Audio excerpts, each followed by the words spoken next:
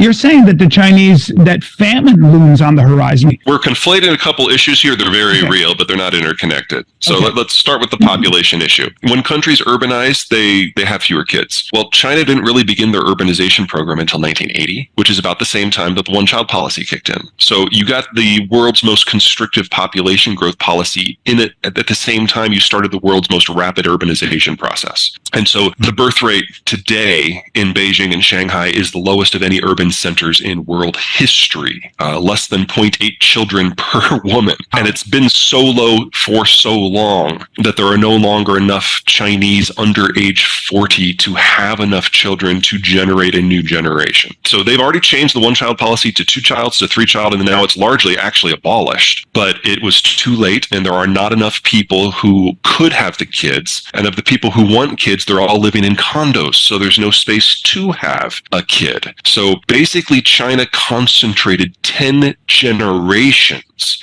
of economic development and urbanization into 40 years. And it's over. You can only do that once. And there's now no longer enough people to have a next generation. So on the demographic numbers alone, China will be gone by 2030. That assumes nothing else goes wrong. Ukraine war is crisis, and China is the last country in line, so they suck up most of that. China imports 80% of the stuff they need to grow their food, so you have a disruption in agricultural markets or phosphate markets or potash markets. China sucks up the entirety of that. China is dependent upon access to other countries to sell its goods because it no longer has enough young people to buy them itself. So if the Americans decide to close the trade doors, that destroys China too. Everything that has worked well for the world for the last 75 years has benefited China. But none of it has been because of something China did. China was just fortunate to develop in that specific environment. And now it's ended. For a number of countries, that is going to be seen as a viable option, but it's not one for China. Because if they go to the southwest, they hit the Himalayas and they stop. If they go south, they hit Vietnam jungle mountains. And the last time the Chinese tried to go into Vietnam in 79, they were treated to the same warm welcome that the Americans were. They can't go out, they hit the first island chain, and they don't have the naval power to punch through it. If they go north, the Russians have been very clear, going back to Yeltsin, that we won't meet you with men in tanks, we're just going to nuke you. There's nowhere to go. And their problem ultimately isn't really about resources. It's about population and market access. So they can buy it so long as someone else ships it to them, because they can't control the high seas. They do have a lot of vessels, but most are very small with very limited range. When the Ukraine war started and the sanctions kicked in, especially the financial sanctions, and the Russians lost all their euro, gold, and dollars that were stationed abroad, they then bought nearly $500 billion of yuan assets, and were like thumbing their nose to the United States. See, we got other options. And then the day came that they needed to cash in some of those yuan assets to do things, and the Chinese like, no, that's all right, we don't want them back. And the Chinese discovered that they just lost $500 billion.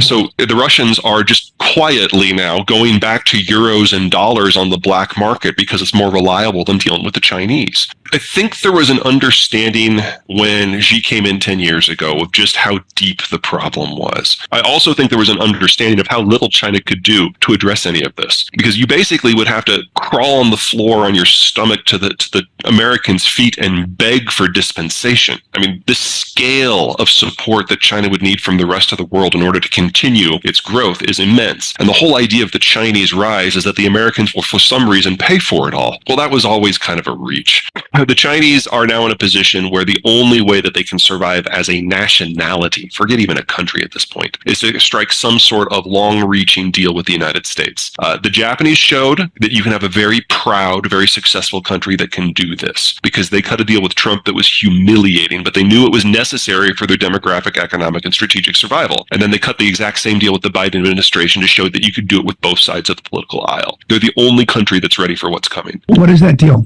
Oh, it's a trade deal on Trump's terms. So every niggling issue in the relationship was resolved and hardwired into the Japanese system according to Trump American preferences permanently. Forget semiconductors. What do you mean? The Chinese have proven that they can't reverse engineer mid and high quality semiconductors. They can only do the low end and only with imported equipment. And that has to be codified into any sort of long-term deal that China, you're just not going to be a tech producer because we can't trust you with anything. These aircraft carriers, those go away. The intellectual property theft, that goes away. And you better figure out how to democratize before we write that system for you. Yeah. Now, this deal will never happen because the CCP will not allow itself to disassociate. But that's what would have to happen. For the Russians, I don't think it's possible. There is no way to have a Russia that is secure and to have Russian neighbors that are secure. And the Americans have already chosen to ally with most of the neighbors, even before the Ukraine war started. Russia dissolves in the first half of this century if it loses the war, and in the second half of this century if it wins. In the case of China, the northern third, the North China Plain, that'll probably descend into kind of a neo-Maoist tyranny complete with the famine.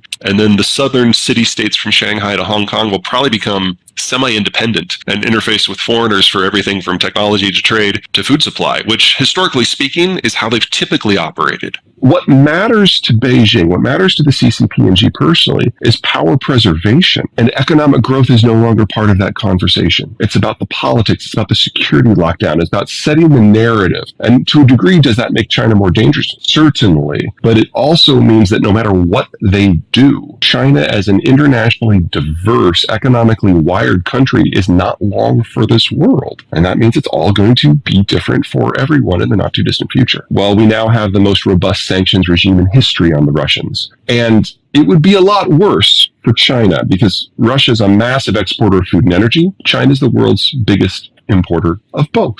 But I think what has really terrified the Politburo are the boycotts. Because here you have private citizens and companies who, without prodding from their governments, have just walked away from, $500 billion of sunk costs. There is no Chinese economic system without international trade, foreign technology, and market access. What about North Korea? North Korea is a black hole. No one really knows because everybody's spies have been killed, including China's. Nobody has good information for what's going on. The best guess, it is a guess, but it's the guess that's been passed to me from a lot of intelligence officials in a lot of countries, is that Kim Jong-un, the current guy, when he was liquidating his father's generation to make sure there wasn't going to be a coup, he discovered Twitter and started tweeting about things going on within the country in order to undermine other people's positions. And Trump assumed it was all about him. And that's where the fire and fury stuff came from, is Trump assumed fire and fury meant Trump, and it really meant Pyongyang. And so Trump was like, well, I've got a bigger button. I can have more fire and more furier. And the Chinese found out about the fact that the Kim administration in North Korea was trying to calm the Trump administration down, which was leading to a conversation, which was leading to a summit. And the Chinese kind of lost it. And so they drug the younger Kim to Beijing to yell at him. And when it became apparent that they couldn't talk him out of meeting Trump, they put him in a little kiddie chair, and then they put Xi behind his big imperial desk with a booster chair so he could lecture down to the wayward province. The Chinese loved it because it was very imperial. But Kim, on his way home, was like, call Trump, tell him that the summit's on. We're never talking to these fuckers again. The North Koreans do not like China at all.